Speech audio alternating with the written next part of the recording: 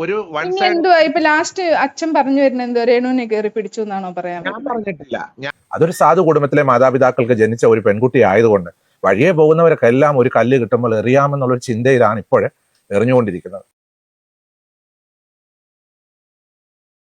Hi hello friends, പതിവ് പോലെ പുതിയൊരു വീഡിയോക്കകത്തോട്ട് എല്ലാ ആളുകൾക്കും സ്വാഗതം. കിച്ചു, രേണു സുധി, ബിഷപ്പ്, നോബൽ ഫിലിപ്പാണ് ഇന്നത്തെ വിഷയം. താല്പര്യമില്ലാത്ത ആൾക്കാർ ഇപ്പൊ തന്നെ സ്കിപ്പ് അടിച്ച് പോവുക.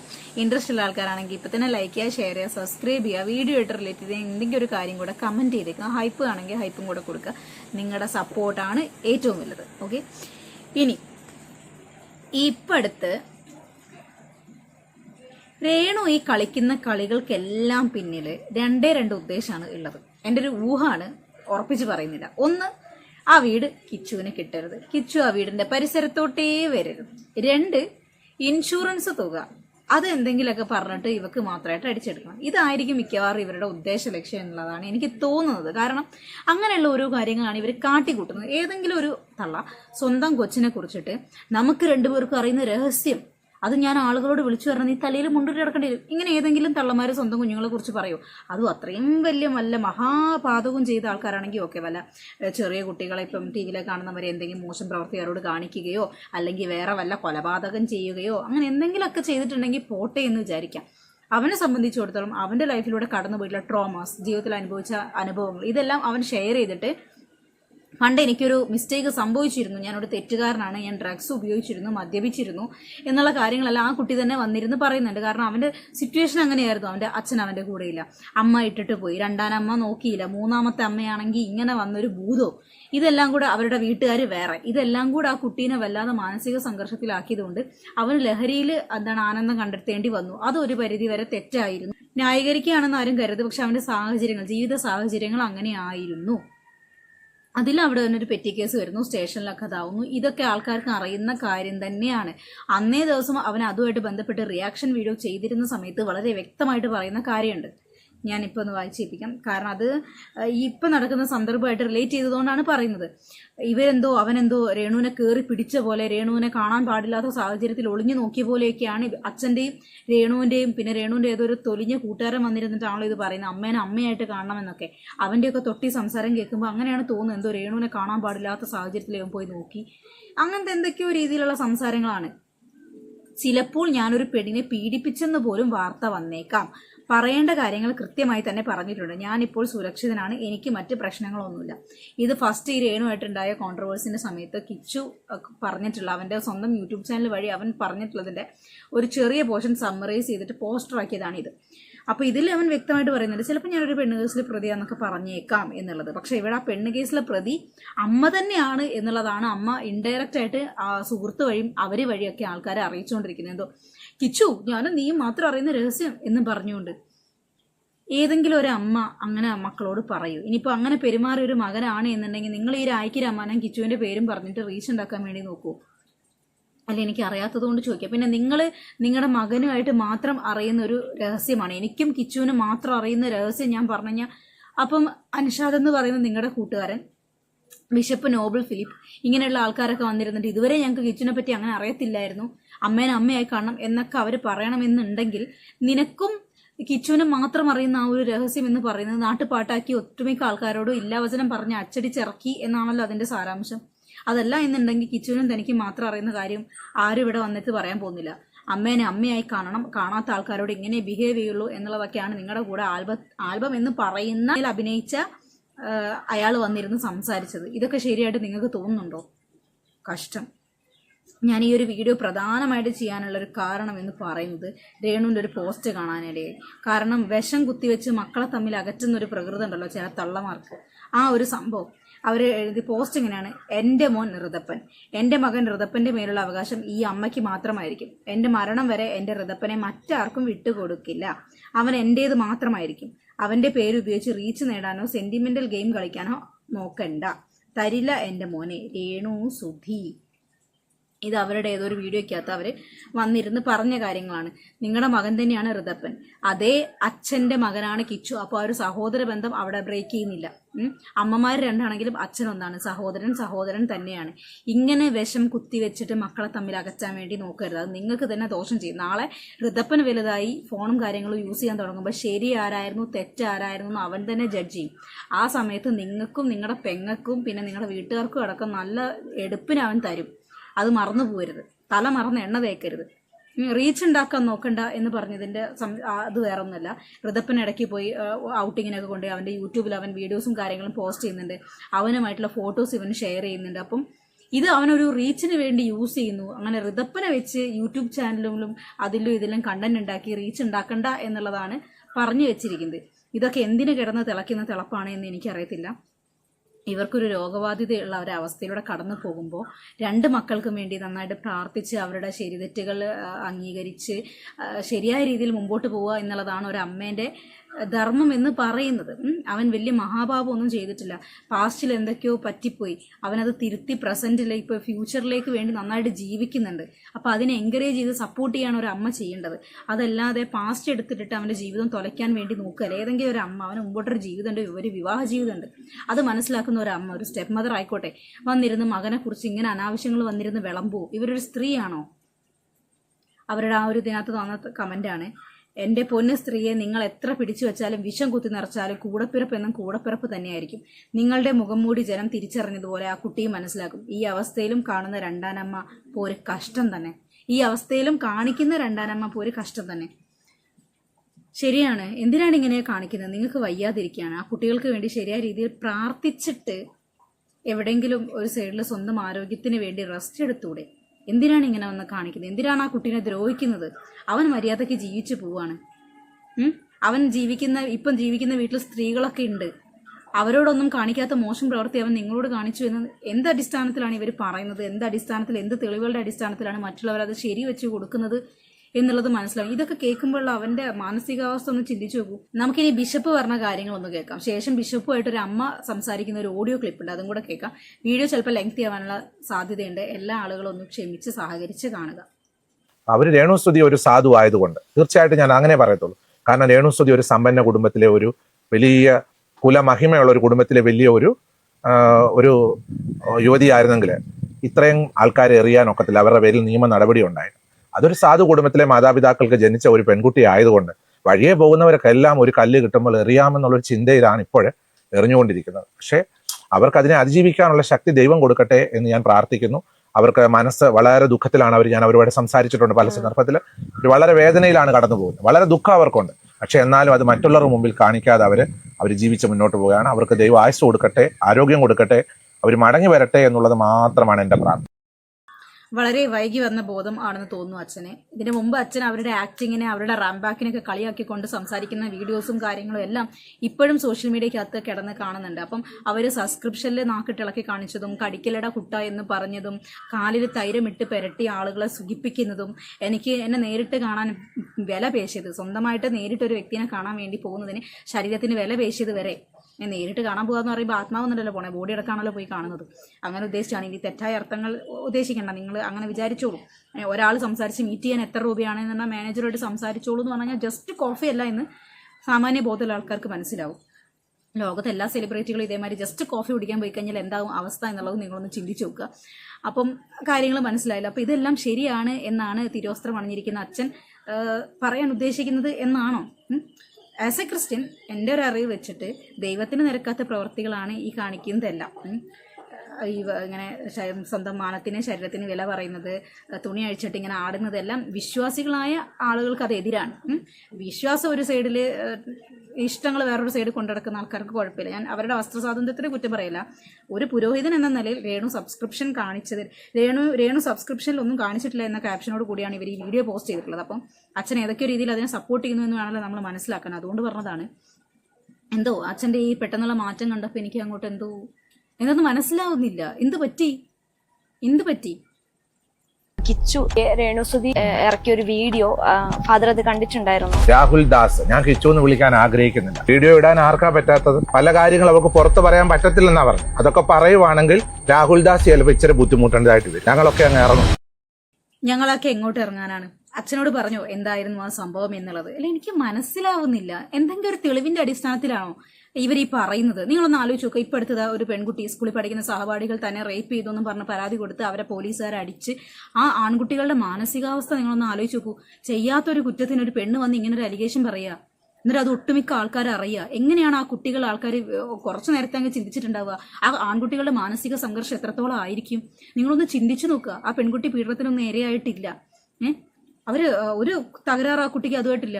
ഇങ്ങനെ തെറ്റായ അലിഗേഷൻസ് സ്വന്തം മകനെ കുറിച്ചും സഹോദരങ്ങളെ കുറിച്ചും സഹപാഠികളെ കുറിച്ചും നാട്ടുകാരെ കുറിച്ചും പുരുഷന്മാരെ കുറിച്ചും ഒരു വിഭാഗം സ്ത്രീകൾ പറയാൻ തുടങ്ങി കഴിഞ്ഞാൽ ആണുങ്ങളെ അവസ്ഥ എന്താണ്?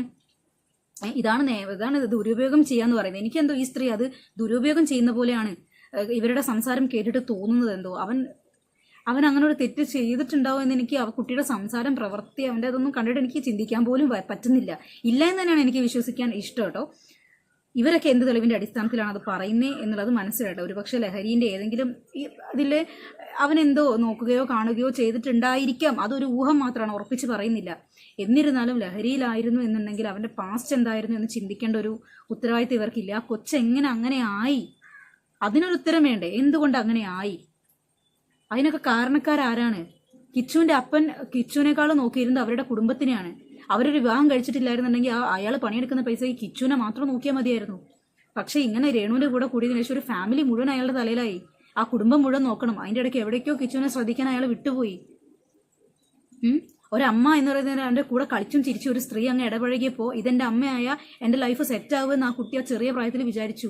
ശേഷം ഈ സ്ത്രീനെ അമ്മയായി സ്വീകരിച്ചു. പിന്നെ ഈ ശരിക്കുള്ള താടകേന്റെ സ്വഭാവം പുറത്തു വന്നു. അവനെ ശ്രദ്ധിക്കാതെയായി. അച്ഛനെ ഊറ്റാൻ തുടങ്ങി. അച്ഛൻ അവനോടുള്ള കെയറിങ് കുറയാൻ തുടങ്ങി. അച്ഛൻ അവന് മാത്രം മേടിച്ചുകൊണ്ടിരുന്ന സാധനങ്ങൾ അവന് കിട്ടാതായി തുടങ്ങി. ആ പണം മുഴുവൻ കടം വീട്ടാനും വായ്പ വാങ്ങാനും മറ്റു പല ആവശ്യങ്ങൾക്കും ചെലവാക്കാൻ തുടങ്ങി. ഇതൊക്കെ നിങ്ങൾ അറിയുന്നില്ലേ? ഒന്നും മനസ്സിലാക്കുന്നില്ലേ? ആ കുട്ടിയുടെ ചെറുപ്പകാലം അവന് നഷ്ടപ്പെട്ടു. ഈ സ്ത്രീ വന്നിരുന്ന് പറയുന്ന കാര്യങ്ങൾ മാത്രം ഇങ്ങനെ വിശ്വസിക്കില്ല. അവർക്ക് രോഗമാണ്, അവർ രോഗാവസ്ഥയിലൂടെ കടന്നു പോകാണ്, എല്ലാം ശരിവെക്കുന്നു. അവരെത്രയും പെട്ടെന്ന് സുഖം പ്രാപിക്കട്ടെ, അതും ശരിവെക്കുന്നു. പക്ഷെ അതിൻ്റെ ഇടയ്ക്കും ഈ അസുഖം മുതലെടുത്തിട്ടും കുറച്ചുപേര് സപ്പോർട്ട് ചെയ്യുന്നുണ്ട് എന്ന് കണ്ട സമയത്ത് ആരും ഇല്ലാത്ത, അച്ഛനും ഇല്ലാത്ത, അമ്മയില്ലാത്ത ഒരു കൊച്ചിനെ വന്നിരുന്ന് ഇങ്ങനെ അലവലാതിത്തരം പറയുന്നത് ശരിയാണോ? നിങ്ങളും ചിന്തിച്ചു നോക്കുക. ശരിയാണോ? അവർക്കും അവരുടെ മകന് മാത്രം ഇടയിൽ സംസാരിച്ച് തീർക്കാൻ പറ്റുന്ന കാര്യങ്ങളാണെങ്കിൽ എന്തുകൊണ്ട് ഈ സ്ത്രീക്ക് അങ്ങോട്ട് ഫോൺ ചെയ്തുകൂടാ? അവരുമായിട്ട് ബന്ധപ്പെട്ടുകൂടാ? ഇവരത് ചെയ്യുന്നില്ലല്ലോ. സോഷ്യൽ മീഡിയ തുറന്നു വെച്ചൊരു വീഡിയോയിലൂടെ വന്നിരുന്ന് ഇങ്ങനെ കാണാന്ന് കുറ്റം പറഞ്ഞുകൊണ്ടിരിക്കുകയല്ലാണ്ട്. രാഹുൽദാസിന്റെ വിവരങ്ങളെല്ലാം ഈ നാട്ടുകാർക്കെല്ലാം അറിയാവുന്ന. ഞാൻ ഈ നാട്ടിൽ ജീവിക്കുന്ന ആളാണ്. എന്നോട് നിരവധി പോലീസുകാർ എന്നെ വിളിച്ച പല കാര്യങ്ങൾ എൻക്വയറി ചെയ്തു. രാഹുൽദാസ് കൂടുതലൊന്നും നല്ലതാകാൻ ശ്രമിക്കേണ്ട, ആരും നല്ലതാകണം ശ്രമിക്കേണ്ട. ഇത് നിങ്ങൾ കൊടുക്കണം, മാറ്റുമൊന്നും ചെയ്യണ്ട. രാഹുൽദാസിന്റെ ഒരു വെടിക്കുള്ളതൊക്കെ ഉണ്ട്. അതെന്തൊക്കെയാണെന്ന് എന്റെ ലിസ്റ്റ് ഉണ്ട്. പോലീസുകാരുടെ എന്നുള്ള വിവരങ്ങളൊക്കെ എന്റെ ഉണ്ട്. ആ വിവരം കൃത്യമായിട്ട് കൊടുത്തേച്ചാൽ മതി. രാഹുൽദാസ് പഠിച്ച് നല്ലൊരു ജോലിക്കാരനായി മിടുക്കനായി ജീവിക്കുക. പ്രായത്തിന്റെ അല്ല, അഹങ്കാരം അങ്ങനെ തന്നെ കൊടുത്തോളൂ. ഈ വീട്ടിൽ വന്ന അഹങ്കാരം കാണിക്കാൻ നോക്കത്തില്ല. അത് രേണുസുതിയെ കൂടുതൽ അങ്ങ് കുടുംബത്തെ ചവിട്ടി താക്കാൻ ശ്രമിക്കുവാണെങ്കിൽ കൂടെ നിൽക്കാൻ ആൾക്കാരുണ്ട്. ഇവിടെ വീടുണ്ട്, ഇവിടെ റൂമുണ്ട്. വേണമെങ്കിൽ ഇവിടെ വന്ന് ജീവിക്കാം. എന്തൊക്കെയാണല്ലേ പറയുന്നത്? പെട്ടെന്ന് ആൾക്കാർക്ക് ഉണ്ടായ ഒരു മാറ്റല്ലേ? അഹങ്കാരമാണ്. ഇവിടെ റൂമുണ്ട്, ഇവിടെ വന്ന് ജീവിക്കാം, ഇവിടെ വന്നിട്ട് ഇങ്ങനത്തെ പരിപാടി കാണിക്കാനൊക്കത്തില്ല.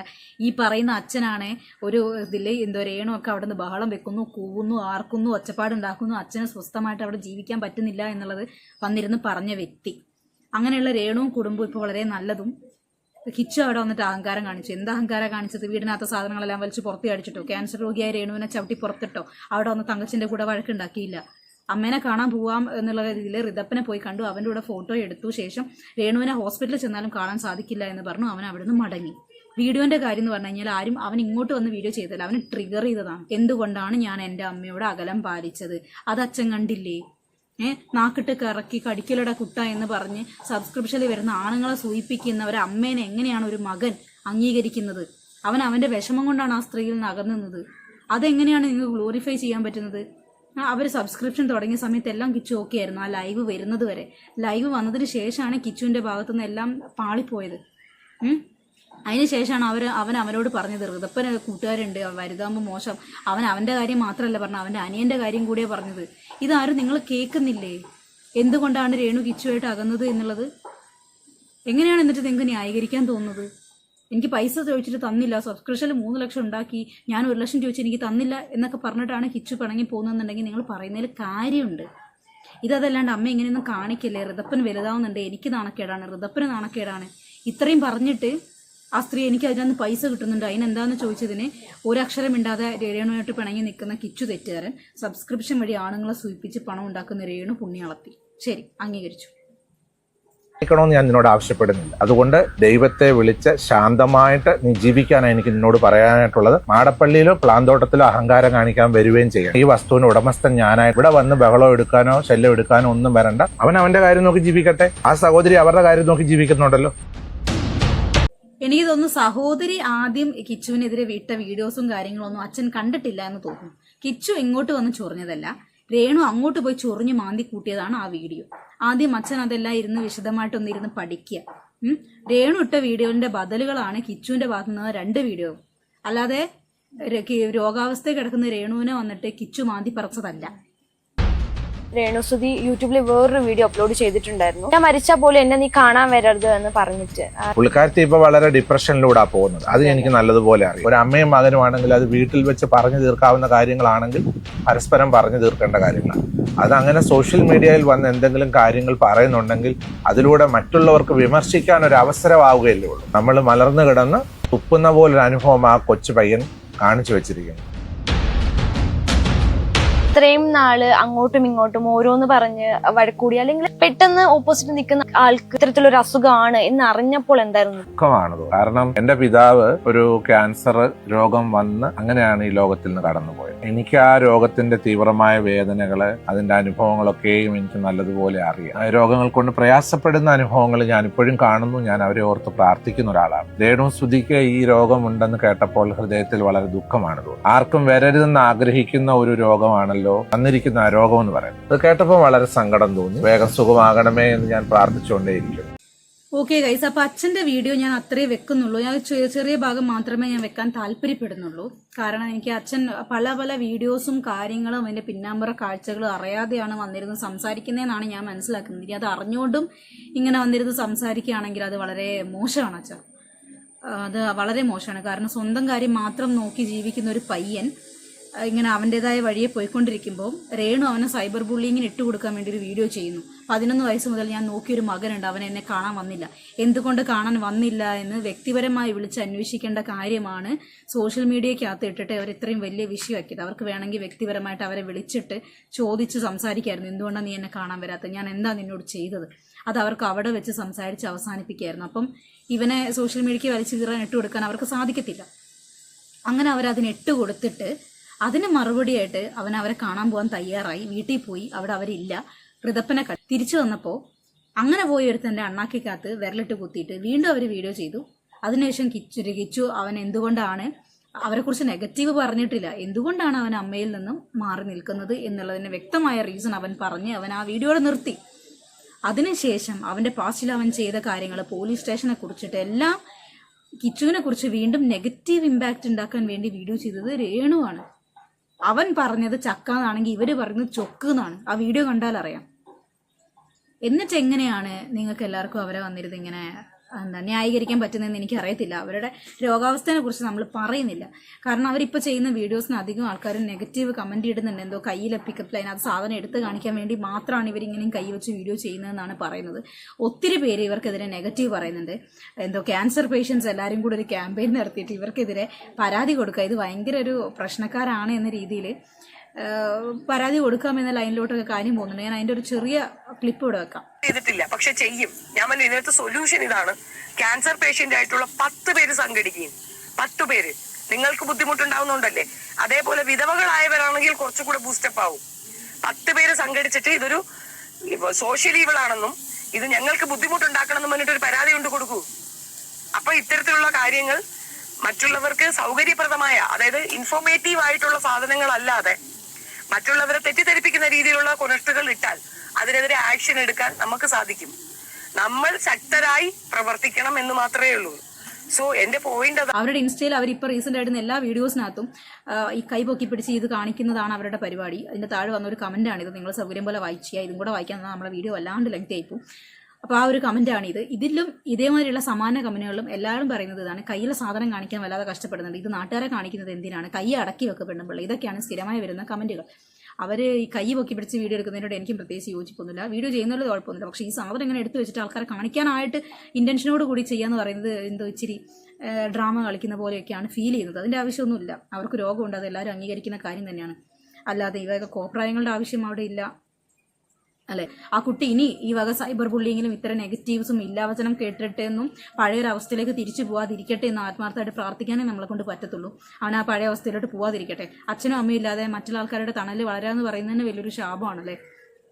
അവന്റെ ജീവിതത്തിൽ അവൻ എത്ര ആൾക്കാരുടെ കയ്യിൽ നിന്ന് മറിഞ്ഞാണ് ഇപ്പം സുധിയുടെ അച്ഛന്റെയും സുധിയുടെ അമ്മയുടെയും സഹോദരന്മാരുടെയും ഒക്കെ കൂടെ ജീവിക്കുന്നത് അല്ലേ. എന്തോരം അനുഭവിച്ച് കാണും. എന്തുകൊണ്ടാണ് കിച്ചുവിനെ കുറിച്ചിട്ട് അച്ഛൻ അങ്ങനെയൊക്കെ സംസാരിച്ചു എന്നുള്ളത് അച്ഛൻ തന്നെ വ്യക്തമാക്കുന്നുണ്ട്. അപ്പൊ അച്ഛൻ അത് വന്നിരുന്ന് വ്യക്തമാക്കിയിട്ടില്ലായിരുന്നു എന്നുണ്ടെങ്കിൽ ഒരുപാട് പേര് അവനെ പിടിച്ച് വല്ല പോക്സോ കേസ് പ്രതിയും കൂടെ ആക്കിയേനെ. അങ്ങനെയൊക്കെയാണ് അതിന്റെ കാര്യങ്ങളുടെ കിടപ്പ്. രേണുവിന്റെ വായിന്ന് വന്നതും പിന്നെ രേണുവിന്റെ കൂട്ടുകാരുടെ വായിന്ന് വന്നതെല്ലാം വെച്ച് നോക്കുന്ന സമയത്ത് എന്താണെങ്കിലും അച്ഛന് പറയാനുള്ളത് എന്തൊക്കെയാണ് എന്നുള്ളതൊന്ന് കേൾക്കാം. ഞാൻ ഈ കഴിഞ്ഞ 2024 ക്രിസ്തുമസിന് ഈ രാഹുൽ ദാസും ഇദ്ദേഹത്തിന്റെ 3 സുഹൃത്തുക്കളും എന്റെ വീടിനോട് ചേർന്നുള്ള വീടാണല്ലോ ഇവർക്ക് കൊടുത്തിരിക്കുന്ന വസ്തു. അവിടെ ഇവർ വരികയും ക്രിസ്തുമസ് സമയത്ത് ഇവര് സെലിബ്രേഷൻസിൽ പോകുന്ന സമയത്ത് ഇവരെ പോലീസ് പിടിക്കുവാനിടയായി. രാത്രിയിൽ മാന്താനം എന്ന് പറഞ്ഞ സ്ഥലത്ത് വെച്ചാണ് പോലീസ് പിടിച്ചിരിക്കുന്നത്. പോലീസ് പിടിച്ച് ഇവരുടെ ബൈക്ക് കൊണ്ടുപോയി. തൃക്കൊടിത്താനം പോലീസ് ഇവരുടെ ബൈക്ക് പിടിച്ചുകൊണ്ട് പോയി. കൊണ്ടുപോയ ശേഷം രാത്രിയിൽ ഈ പയ്യൻ അവിടെ നിന്ന് നടന്ന് ഇവരുടെ വീട്ടിലേക്ക് വരികയുണ്ടായി. വന്നു കഴിഞ്ഞപ്പോൾ പോലീസ് ഇവരുടെ വീട്ടിൽ ബന്ധപ്പെട്ടതിന്റെ കൂടെ എന്നെ പോലീസ് ബന്ധപ്പെടുവാനിടയായിട്ടുണ്ട്. പല കാര്യങ്ങൾ ഈ പയ്യനെ പറ്റി എന്നോട് ചോദിച്ചു. ഞാൻ പറഞ്ഞു എനിക്ക് ഇതിനെ പറ്റി ഒന്നും അറിയത്തില്ല. അപ്പോഴ് ഈ ബൈക്ക് പിടിച്ചുകൊണ്ട് വന്ന് പോലീസ് സ്റ്റേഷനിൽ വെച്ചു. ഈ പയ്യനെ കൊണ്ടല്ലേ എഴുതി വെപ്പിച്ചു കാര്യങ്ങൾ, ഇനി ഇങ്ങനെയുള്ള കാര്യങ്ങൾ ഉണ്ടാകട്ടെ. പക്ഷെ ഞാൻ പറയുന്നത് ഇന്ന് ഈ ദിവസം വരെ രാഹുൽ ദാസ് പോയിട്ട് ഈ ബൈക്ക് തിരിച്ചെടുത്തിട്ടില്ല. എന്താ കാരണം? ആ ബൈക്ക് എടുത്തോണ്ട് പോകാൻ പോലീസിന്റെ അടുത്ത് പോയി അത് എടുത്തോണ്ട് പോകേണ്ട ഉത്തരവാദിത്തം അവനുള്ളതാണ്. അവനത് എടുക്കുവാനായിട്ട് അവിടെ മടങ്ങി ചെല്ലുന്നില്ല. എന്താണെന്നുള്ള കാര്യം തൃക്കൊടിത്താനം പോലീസുമായിട്ട് ബന്ധപ്പെടട്ടെ. അപ്പൊ ഇതാണ് അച്ഛൻ കണ്ടിട്ടുള്ള ഒരു വലിയ മഹാപാതക വിഷയം. മുമ്പുള്ള വീഡിയോസും കാര്യങ്ങളെല്ലാം അച്ഛന്റെ സംസാരം കേട്ടപ്പോൾ ഞാൻ കരുതി എന്തോ വലിയ, ഞാൻ പറഞ്ഞ പോലെ എന്തോ വലിയ കേസ് എന്തോ അവന്റെ തലയിലുണ്ട്, അവൻ എന്തോ കൊളരായ്മ കാണിച്ചു എന്നുള്ളത്. പക്ഷെ അങ്ങനെയൊന്നുമല്ല. ഇതിൽ പറയുന്നത് എന്താ വെച്ചാല് അവന് ക്രിസ്മസിന്റെ അന്നൊരു സ്റ്റേഷനിൽ ഒരു കേസ് ഉണ്ടായി. ബൈക്ക് പോലീസുകാരെ പിടിച്ചിട്ട് പോയി, ഏതാണ്ടൊക്കെ എഴുതി കൊടുത്തു. ശേഷം അവൻ ആ ബൈക്ക് എടുക്കാൻ പോയില്ല. ഇതൊക്കെ ഒരു കാരണമാണോ അച്ഛാ? എന്തായാലും കോണ്ടന്റ് ക്രിയേറ്റേഴ്സ് ആണല്ലോ എനിക്ക് എഗനസ്റ്റ് ആയിട്ട് പറയുന്നത്. തൃക്കൊടിത്താനം പോലീസ് സ്റ്റേഷനുമായിട്ട് രാഹുൽ ദാസ് ഓടിച്ച വാഹനം എന്തുകൊണ്ട് പോലീസ് വിട്ടുകൊടുക്കുന്നില്ല എന്നുള്ള കാര്യം ഈ കോണ്ടന്റ് ക്രിയേറ്റേഴ്സ് ആയിട്ടുള്ള എന്നെ എതിരായിട്ട് റിയാക്ട് ചെയ്തുകൊണ്ടിരിക്കുന്നവര് ഞാൻ പറഞ്ഞു പല കാര്യങ്ങൾ എനിക്ക് അറിയാമെന്ന് പറഞ്ഞു. ഞാൻ ഒരെണ്ണമേ ഇപ്പൊ പറയുന്നുള്ളൂ, ഒറ്റ കാര്യമേ ഇപ്പൊ പറഞ്ഞുള്ളൂ. ഈ 3 സുഹൃത്തുക്കളെ പോലീസ് പിടിച്ചു നിർത്തുന്നു, ഇവരവിടെ ചെല്ലുന്നു, ഇവര് പോലീസിന്റെ മുമ്പിൽ എഴുതി വെക്കുന്നു, കോടതികളിൽ അവർക്ക് വേണ്ട പേയ്മെന്റുകളൊക്കെ കോടതിയിൽ ഫൈൻ കെട്ടിവെക്കുന്നു, ഈ വാഹനം അവിടെ ഇരിക്കുന്നു. ഇതുവരെ ഈ ബൈക്ക് അവർ എടുത്തോണ്ട് പോകാൻ ഇപ്പോൾ 2 വർഷമായി. ഇന്ന് വരെ ആ ബൈക്ക് എടുത്തോണ്ട് പോകാൻ രാഹുൽ ദാസ് അതിനുവേണ്ടി മുൻകൈ എടുക്കുന്നില്ല. എന്തുകൊണ്ട്? അതൊരു ചോദ്യമാണല്ലോ. ഞാൻ അവന് പ്രോപ്പർട്ടി എഴുതി കൊടുത്ത കാരണത്താൽ തൊട്ടടുത്ത വീടായിട്ട് പോലീസ് എന്നെ മേൽ അന്വേഷണം വെച്ചു. എന്തോ ബൈക്ക് വിട്ടുകൊടുക്കാത്താണ് ഇത്ര വലിയ പ്രശ്നം. അതിൽ എനിക്ക് അറിയുന്ന ഒരു കാര്യം ഞാൻ പറയുന്നുള്ളൂ, ബാക്കി ഞാൻ പറയുന്നില്ല. ഒരെണ്ണം അറിയാവുന്ന കാര്യങ്ങൾ ഒന്നേ ഇവിടെ പറയുന്നുള്ളൂ, ബാക്കി ഞാൻ പറയുന്നില്ല എന്നുള്ളതാണ് അച്ഛൻ പറയുന്നത്. എന്തോ ബാക്കി പറയാത്തത് നന്നായി അച്ഛൻ. ഇതേമാതിരി സില്ലി റീസൺസ് ഒക്കെ ആണെന്നുണ്ടെങ്കിൽ അച്ഛനെ ആൾക്കാർ എടുത്തിട്ട് പൊങ്കാലയിടും എന്നുള്ളത് 100% ഉറപ്പാണ്. ഇങ്ങനെയൊക്കെ സംസാരിക്കേണ്ടി വരുന്നതിൽ എനിക്ക് തന്നെ വിഷമമുണ്ട്. കാരണം നമ്മൾ ഒരുപാട് തവണ അച്ഛനെ വേണ്ടി രേണുവിന് അഗെയിൻസ്റ്റ് ആയിട്ട് വീഡിയോ ചെയ്ത ആൾക്കാരാണ്. ഇപ്പൊ അതേ അച്ഛൻ വന്നിരുന്നിട്ട് അവരുടെ മകനെ, അച്ഛനും അമ്മയും ഇല്ലാത്തൊരു വ്യക്തിനെ ഇത്രയും താത്തിക്കെട്ടി സംസാരിക്കുമ്പോൾ മുമ്പോട്ട് ആ കുട്ടിക്കൊരു ഭാവി ഉണ്ട് എന്ന് പോലും ചിന്തിക്കാതെ സംസാരിക്കുമ്പോൾ നല്ല ഖേദമുണ്ട്. അപ്പം ബാക്കി വിഷയങ്ങൾ ഇനി അച്ഛൻ ഇതേമാതിരിയുള്ള കാര്യങ്ങളാണെങ്കിൽ സംസാരിക്കേണ്ട, അതാണ് നല്ലത്. ഇനി ബൈക്ക് വിട്ടുകൊടുക്കാത്തോ ചിലപ്പോൾ എന്തെങ്കിലും വേറെ വല്ല ഡ്രഗ്സോ സാധനമോ എന്തെങ്കിലും ഒക്കെ ഉണ്ട്, കുറേയൊക്കെ ഉണ്ടെന്നുണ്ടെങ്കിൽ ചിലപ്പോൾ പോലീസ് വിട്ടുകൊടുക്കാത്തായിരിക്കും, അല്ലെങ്കിൽ അവർക്ക് ആ വണ്ടി വേണ്ടാത്തതുകൊണ്ട് അവർ അതിന്റെ പുറകെ പോകാത്തായിരിക്കും. അങ്ങനെ കുറേ കാര്യം. ഇതിലിപ്പോൾ പോലീസ് സ്റ്റേഷനിൽ പോയി അന്വേഷിച്ചതാക്കേണ്ട കാര്യമില്ല. കാരണം ഇത് അവൻ നേരത്തെ കൺഫേസ് ചെയ്ത കാര്യമാണ്. അവന്റെ പാസ്റ്റിൽ അവൻ ഡ്രഗ്സ് ഉപയോഗിക്കായിരുന്നു, മദ്യപിച്ച് വണ്ടി ഓടിക്കായിരുന്നു. അതുമായിട്ട് റിലേറ്റ് ചെയ്ത് പോലീസ് സ്റ്റേഷനുകൾ കേസുണ്ട് എന്നുള്ളത് അവൻ അഡ്മിറ്റ് ചെയ്ത കാര്യമാണ്.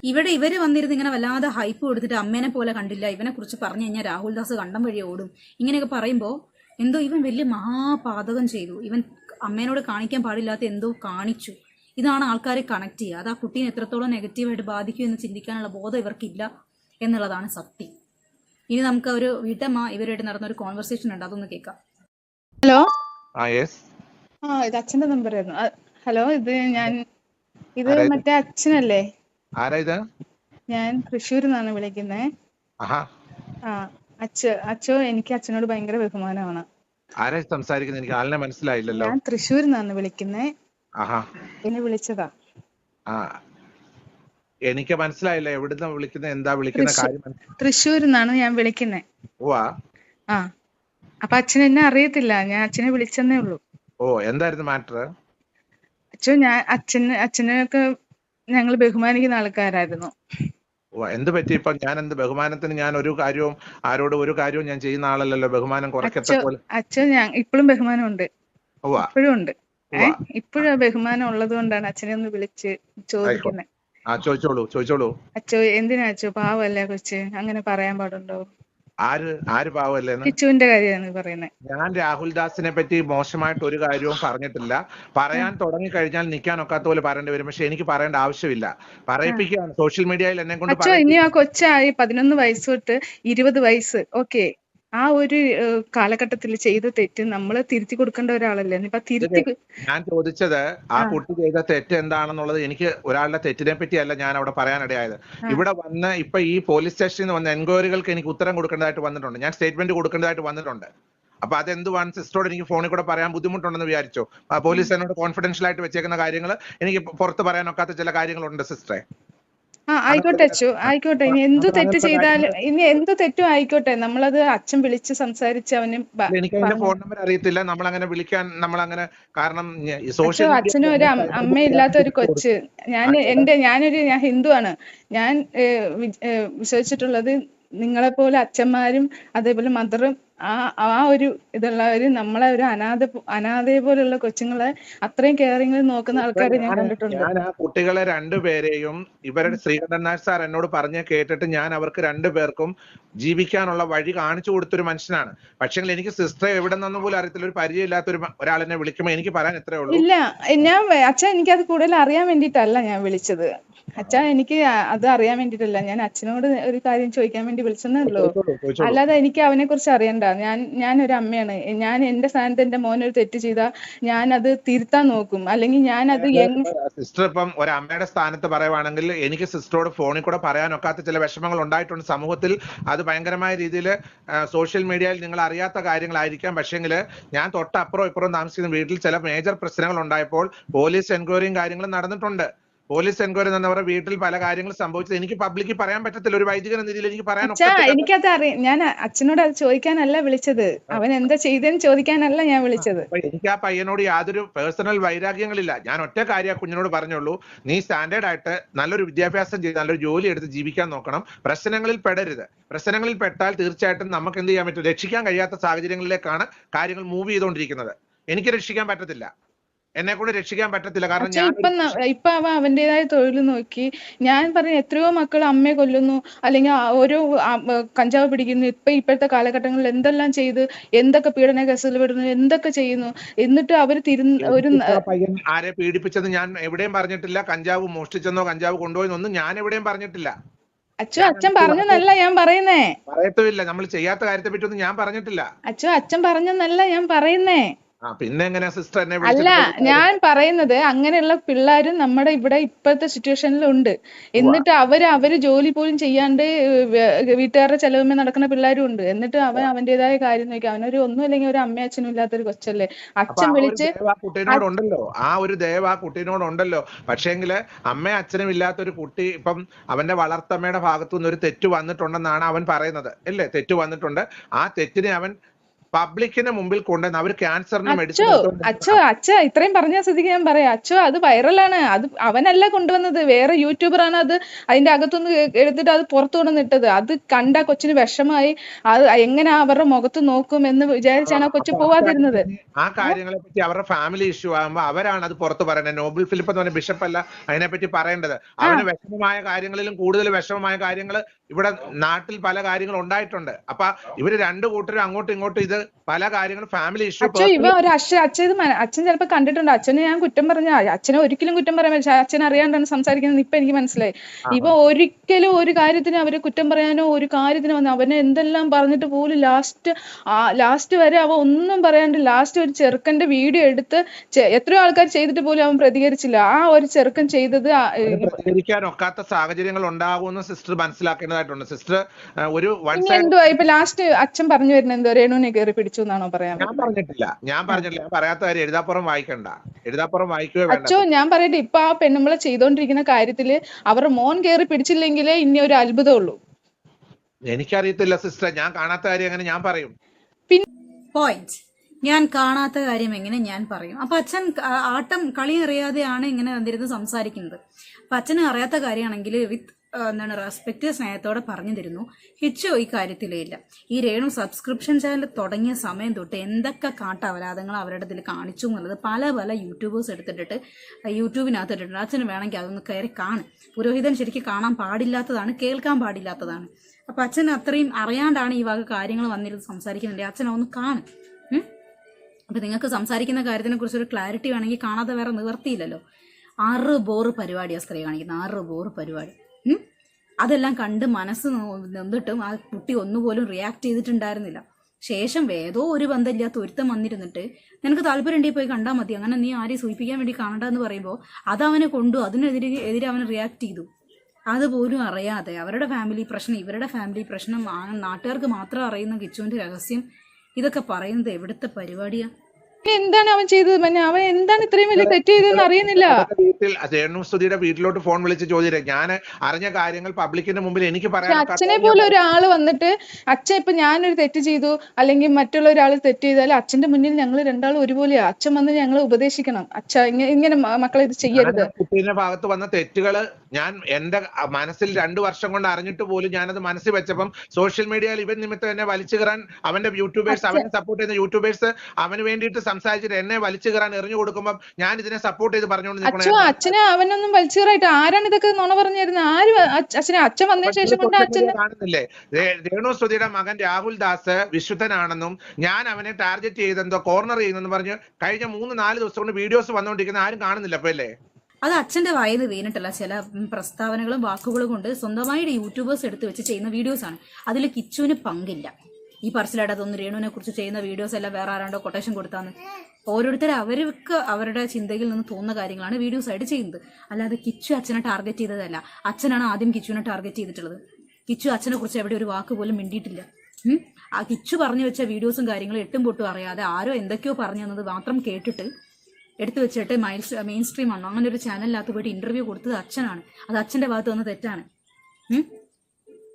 അച്ഛന്റെ വീഡിയോ വന്നതിന് ശേഷം കൊണ്ട് അച്ഛനെ കുറിച്ച് സംസാരിച്ചു. അതുവരെ അച്ഛനെ കുറിച്ച് ആരും സംസാരിച്ചിട്ടില്ല. കാര്യങ്ങളെല്ലാം ഇവരുടെ വീട്ടിൽ ഒരു ഇഷ്യൂ നടന്നിട്ടുണ്ടെന്നുള്ളത് പബ്ലിക്കിൽ ഒരു വാർത്ത വന്നിട്ടുണ്ടായിരുന്നു. ആ വാർത്ത വന്നതിന് ശേഷമാണ് ഈ പോലീസ് കേസും കാര്യങ്ങളെല്ലാം ഇവിടെ വന്നേക്കുന്നത്. അപ്പൊ അത് പല കാര്യങ്ങളും പുറത്ത് പറയാനൊക്കാത്ത ചില കാര്യങ്ങളായിരിക്കുമല്ലോ. അപ്പൊ അതുകൊണ്ട് ഇനിയിപ്പോ അവന്റെ പേരിൽ ഇത്രയും വലിയ കേസുണ്ടെങ്കിൽ അവൻ പുറത്തിറങ്ങി നടക്കുവോ? എനിക്കതിനെപ്പറ്റി അറിയത്തില്ല.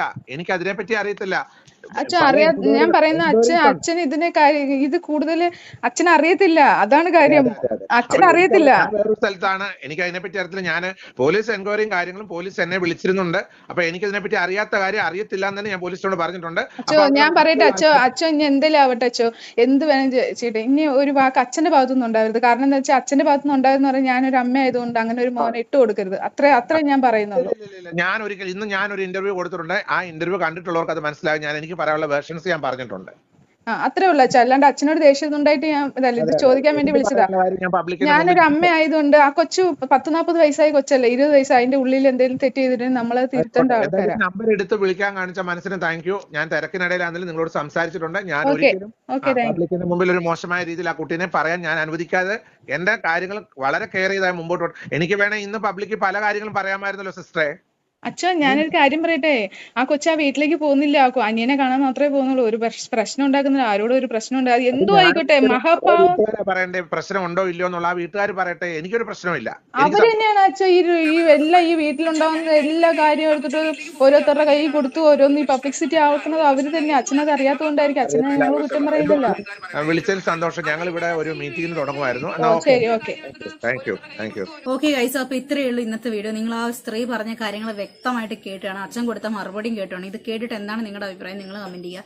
എന്റെ വ്യക്തിപരമായ അഭിപ്രായത്തിൽ അച്ഛൻ ഒരു സംഭവം അറിയത്തില്ല. ആരൊക്കെയോ എന്തൊക്കെയോ പറഞ്ഞു കൊടുത്ത കാര്യങ്ങൾ കേട്ടിട്ട് അത് വെച്ചിട്ട് മറ്റുള്ളവരെ ജഡ്ജ് ചെയ്യുന്നതായിട്ട് എനിക്ക് ഫീൽ ചെയ്തിട്ടുള്ളത്. അല്ലാതെ സോഷ്യൽ മീഡിയയ്ക്ക് അത് നമ്മളെപ്പോലെ കാര്യങ്ങൾ ആരാദ്യം അങ്ങോട്ടിട്ടു, ആരാദ്യം ഇങ്ങോട്ടിട്ടു, ആരാദ്യം അവരെക്കുറിച്ച് ഇങ്ങനെ പറഞ്ഞു എന്നുള്ള വ്യക്തമായ ധാരണ ഉണ്ടെങ്കിൽ അച്ഛൻ വന്നിരുന്ന് ഇങ്ങനെ പൊട്ടത്തരങ്ങളും വെട്ടിത്തരങ്ങളും പറയത്തില്ല. അപ്പം അതറിയാതെ ആരൊക്കെയോ പറഞ്ഞു കൊടുത്ത കാര്യങ്ങളും അവരുടെ സൊസൈറ്റിയിൽ നിന്നിട്ട് അല്ലെങ്കിൽ അവർ താമസിക്കുന്ന ചുറ്റുപാടിൽ നിന്ന് കിച്ചുവിനെ കുറിച്ച് കിട്ടിയ നെഗറ്റീവ്സ് മാത്രം വെച്ചിട്ടാണ് ഇവരിരുന്ന് കിച്ചുവിനെ തൂക്കുന്നത്. അതേമാതിരി രേണു താമസിച്ച സ്ഥലത്തും അവരെക്കുറിച്ചുള്ള ചുറ്റുപാടും അറിഞ്ഞിട്ട് രേണുവിന്റെ കുടുംബത്തിനെയും തൂക്കാൻ നിൽക്കുകയാണെന്നുണ്ടെങ്കിൽ അച്ഛൻ ആ വീടടക്കം എടുത്തിട്ട് അവരവിടുന്ന് വല്ല JCB കൊണ്ടോ വേറെ വല്ല വാദം കൊണ്ടോ വാന്തി പുറത്ത് കളയും. അമ്മാതിരി സാധനങ്ങളാണ് ബാക്കിയെല്ലാം. അച്ഛന് നല്ലത് മാത്രം വരട്ടെ. ആ കിച്ചു എന്ന് പറയുന്ന ആരുമില്ലാത്ത പയ്യന്റെ യാതൊരു തരത്തിലുള്ള വിഷമങ്ങളും അച്ഛന്റെ തലയിൽ പതിക്കാതിരിക്കട്ടെ എന്ന് മാത്രം ഓർമ്മിപ്പിക്കുന്നു, പറയുന്നു. മറ്റൊരു വീഡിയോ കാണുന്നവരെ ബൈ ബൈ.